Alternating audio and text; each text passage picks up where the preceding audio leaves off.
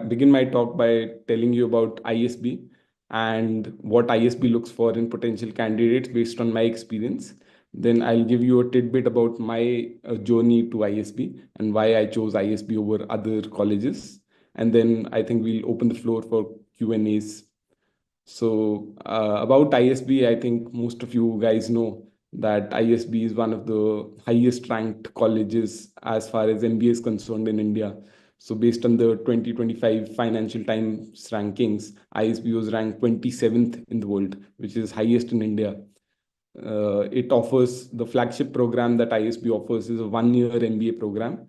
It is called an MBA, but technically it's just a certificate. So ISB is not recognized by AICTE or any of the government agencies, but it offers a postgraduate program in management. It is just a certificate that it offers, but it is recognized globally and in India. So ISB has 2 campuses, one in Hyderabad, where I'm currently studying, and there's another campus in Mohali. They admit a total of 800 to 900 people. So in the class of 2026, we are a total of 840 students. The average work experience that we have in our class is 4 years. The minimum that you require to get into ISB is 2 years. So they don't take freshers for the 1-year program. You need to at least have 2 years of experience if you want to get admitted to ISB. And the average age of the cohort is 26. Like Vipul mentioned, I am an outlier. I am 32 years old. I have 8 years of work ex. So, but that's the beauty of ISB, right? Because they have a lot of, like, they admit a lot of people, and they don't place any significant, importance to one criteria. Like in IIMs, your CAT percentile is a very important criteria. So unless you get a 99.x percentile, there's no chance that you'll get into an IMA or something. But here they want to maintain diversity. So you will find people with all sorts of work experience, all sorts of backgrounds getting into ISB. It's just about your story. And that is why ISB is, I think, a unique MBA program as far as India is concerned. So since I've started talking about admissions already, let me talk about what ISB looks for, like based on my experience as far as your admissions is concerned.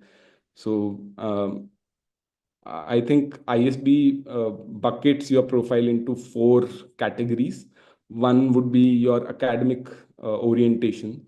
So how well are you academically oriented to get into ISB? So since ISB is 1-year program, and MBA, I mean, when you think of it, MBA, you feel that, yeah, there'll be a lot of, orientation on like networking and stuff, but it is a very academically oriented subject. It is a very academically oriented program. So you study a lot of quant-based subjects in 1 year, and I mean, they have 7 semesters which are cramped in 1 year. Your typical semester lasts for 5 weeks. So they're looking for people who can grasp the subject very easily and grasp the subject in a very short time. So your academic orientation becomes very important.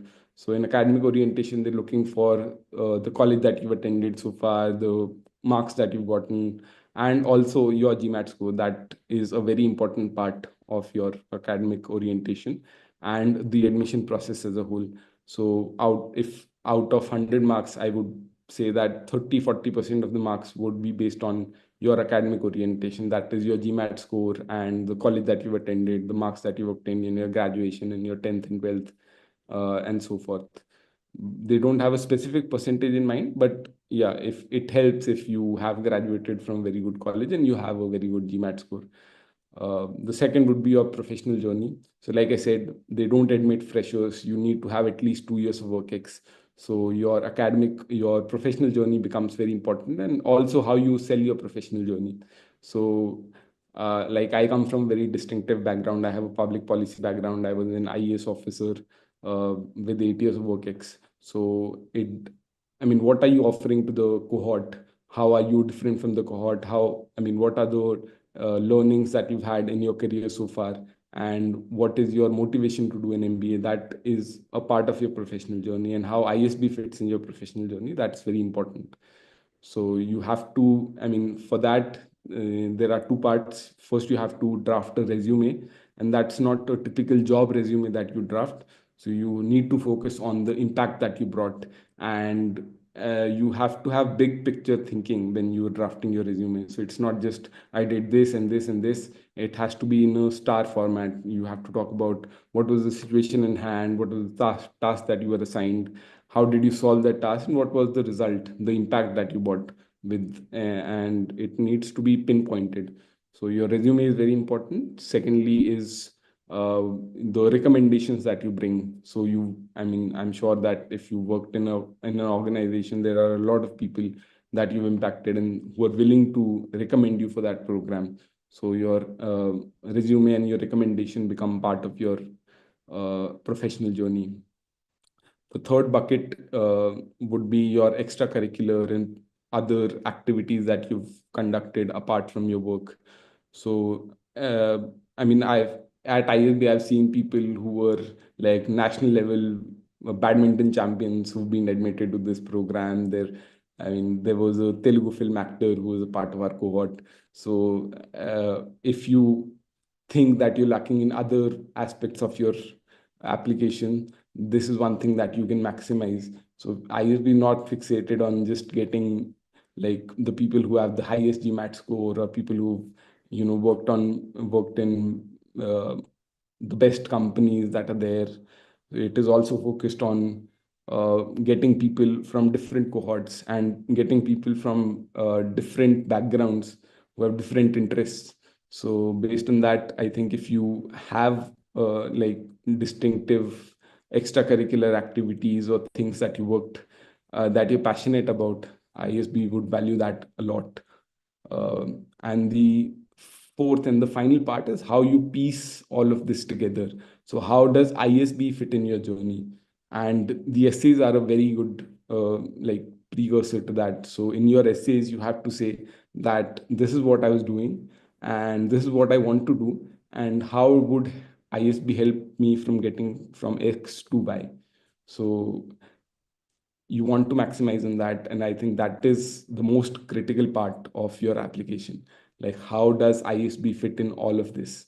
So in all the other three parts, in your academic orientation, in your professional journey, in your extracurricular activities, you just talked about what you've done so far. But in this final part, you talk about where do you want to reach, what are your goals in life, and how will ISB help you achieve those goals. So these are the four key aspects of your journey, and I think that they're very important in helping you get there. I would like to first start with how my GMAT journey began. It began about 2 years ago. And as any other aspirant, I was just so overwhelmed with the number of resources. And usually, every person has their own perspective of looking at things. For me, since my childhood, I have been a hoarder of books. I love having a lot of resources around me. So that's the biggest mistake I made when I started with my GMAT prep. I think I had about 10 to 15 different type of resources, and I wasted at least 4 to 5 months figuring out from what to study from where. And then I finally spoke to one of my senior who also studied at ISB, and he told me that please begin with the most basic resource, which is your GMAT OG guide. So for all of you, I think this is one thing that I would like to iterate. It's very important to do your GMAT OG guides very, very well.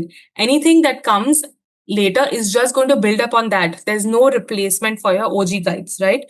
And again, so many resources. How do you figure out what is good and what is not good?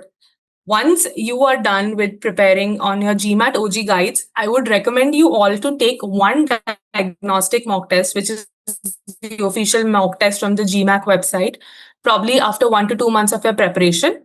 That helps you to identify what are your weak areas and what are your strengths. So that's exactly what I did. I figured out what are my weak areas, and especially in those areas, I tried to build up on these extra resources, which are there in almost like every website right now. But again, all of these burn like a hole in your pocket. So I think the platform, guys, EduShastra is doing really well. They have a lot of free resources here. And I think the link to all these resources is given in the description box. So you all should definitely leverage it in your benefit, because GMAT resources can be very expensive. I'm sure all of you must have seen that. So yes, one thing is start beginning with your OG guide. And I think the other thing that is very important is consistency, because this preparation really needs you to give some hours, devoted hours every day. So we all have something called as a muscle memory. Basically, the more you practice, the better you become at anything that you do, right? So the moment you give a gap in your GMAT prep, you are at a loss, because you will end up forgetting everything that you learned before, everything that you practiced before. Hence, consistency is the key. Try to devote at least 2 to 3 hours every day practicing whatever subject and however you've planned your schedule around it. Try to practice every day for 2 to 3 hours. So that exactly was my strategy. I was working, plus since I'm a doctor, we don't really have weekends off.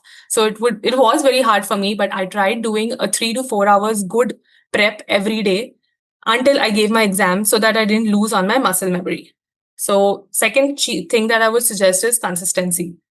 Third thing is practice, time practice, time practice. Again, I think you guys must have heard it so many times, but I can't tell you how important it is to time yourself when you're practicing, because on the exam day, you're so stressed, the environment is so stressful, and you already like so nervous that you end up losing time just because of the nervousness. And there's this constant stress of looking at the timer and solving your question. So you're already timing between two things, looking at the timer, solving questions, getting it right. It's extremely difficult. So even when you're practicing at home, you need to make an environment which is like an exam so that you know what it feels like. Try to make it exactly like how simulated, exactly like how an exam happens. Make it extremely quiet in your room. Time yourself perfectly. Don't skip questions. Try to do everything and then see how you're performing.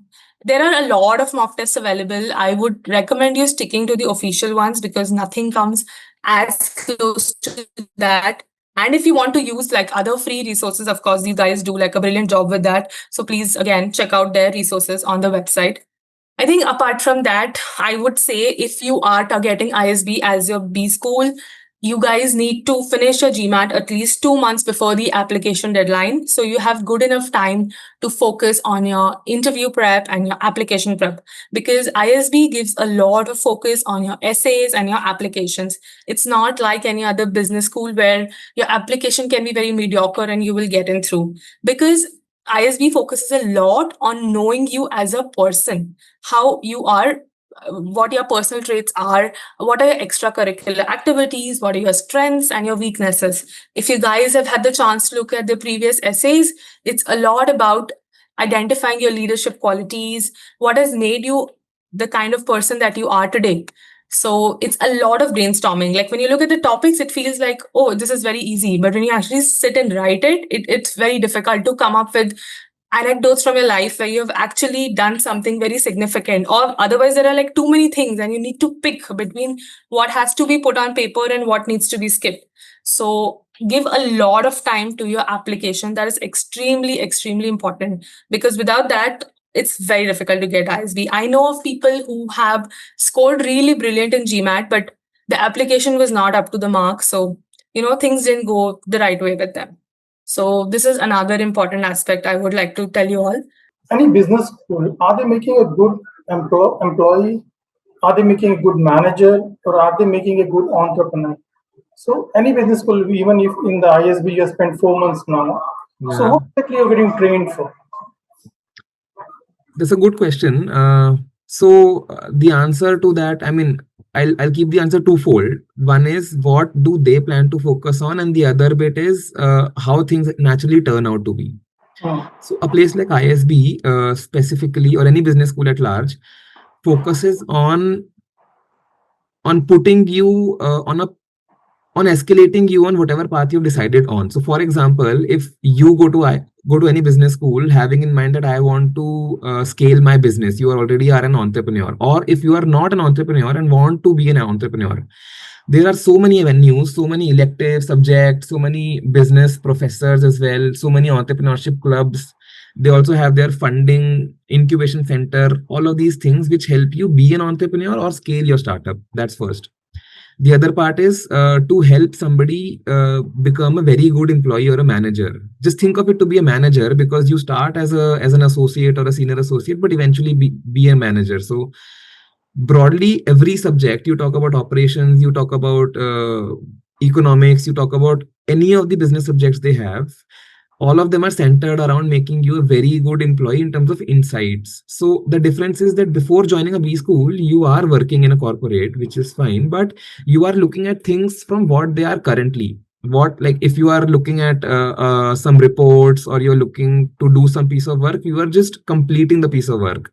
You are not looking or reading between the lines, or the insightfulness of it is lacking. If you're looking at a chart, you look at a chart, you say that yes, these are the trends, but you might not be saying why are these trends in place. So effectively it increases the insight part of it, so you go on to become a good employee, a good manager.